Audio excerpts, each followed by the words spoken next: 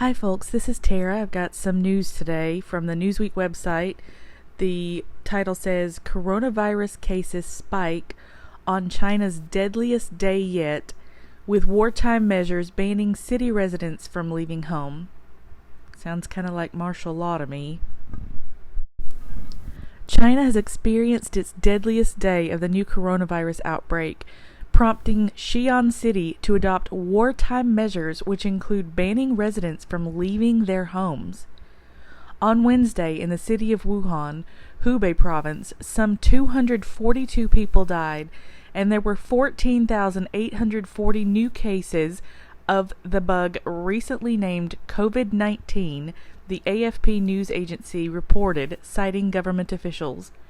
The death toll in mainland China is now 1,367 in 59,822 cases. And keep in mind this was 2 days ago, so those numbers have unfortunately gone up.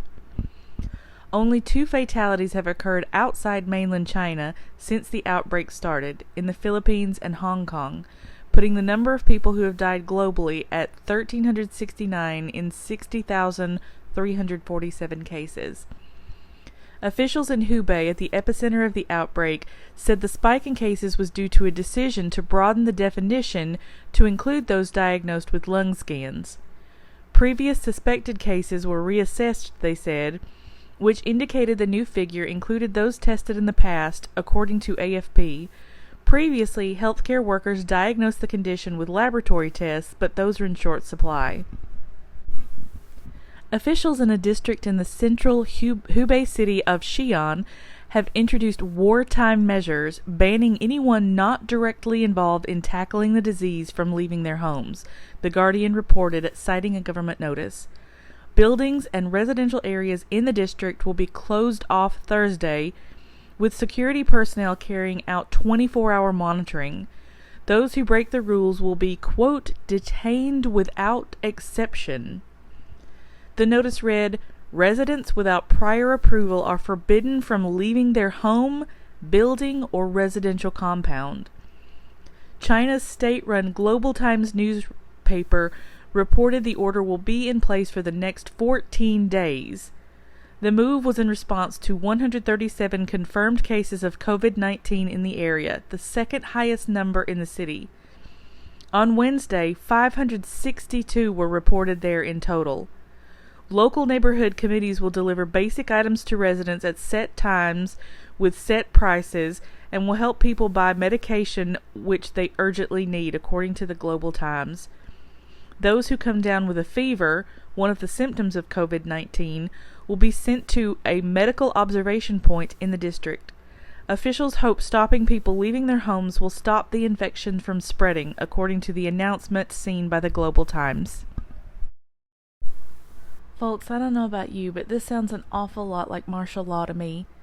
All buildings are shut down, meaning no restaurants, no stores, no pharmacies, no going to work to earn a living for your family. They're not even allowed to leave their homes for at least 14 days. The article said local committees will be bringing supplies, but how are they going to bring supplies to all the millions of people in the Hubei province? Even if this only affects the prefecture of Shiyan, how many people are there who will need supplies? There are over 3 million residents in Shiyan alone. And what about people who are out of money? The article said they will deliver basic supplies at set prices, but people haven't been able to work in weeks. The poorest are likely already out of money. What are they to do when they can't afford even the most basic supplies? This is why I highly recommend stocking up on supplies now while you still can.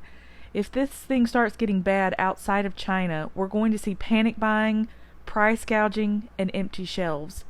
Just look at Singapore, where they've seen panic buying recently, despite having only a handful of cases confirmed there. Shelves in some stores are all but completely empty, and they've had to limit toilet paper purchases to 1 pack per buyer.